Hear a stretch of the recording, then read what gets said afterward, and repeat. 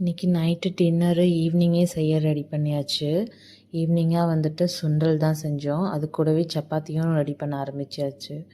சீக்கிரமாக சப்பாத்தி ரெடி பண்ண ஆரம்பித்தா தான் சாப்பிட்றதுக்கு கரெக்டாக இருக்கும். அதனால் இந்த ஆலு பரோட்டாவில் வைக்கிற ஸ்டஃபிங் அப்படியே சப்பாத்தி மாவில் போட்டு மிக்ஸ் பண்ணி சப்பாத்தியாக ரெடி பண்ணலான்ட்டு தான் அப்படியே சைட் பை சைட் வந்துட்டு ஈவினிங் ஸ்நாக்ஸு சுண்டலுமே ரெடி பண்ணிகிட்டு இருந்தோம்.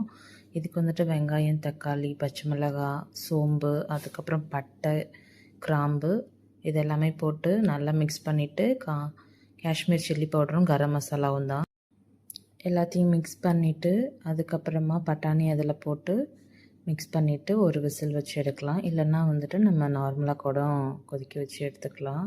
எப்போ சப்பாத்தி செய்ய போனாலும் ஹர்ஷா நானும் சப்பாத்தி செய்கிறேன் அப்படின்னு சொல்லிட்டு வந்துடுவா. அவளும் குட்டி குட்டியாக சப்பாத்தியெல்லாம் செஞ்சு கொடுத்துட்டு இருந்தா. இந்த மாதிரி பட்டாணி செஞ்சு ஈவினிங்காக சாப்பிட்டா ரொம்ப டேஸ்டியாகவும் இருந்துச்சு. என் வீடியோ பிடிச்சிருந்தா லைக் பண்ணிக்கோங்க. நெக்ஸ்ட் வீடியோவில் பார்க்கலாம். பாய்.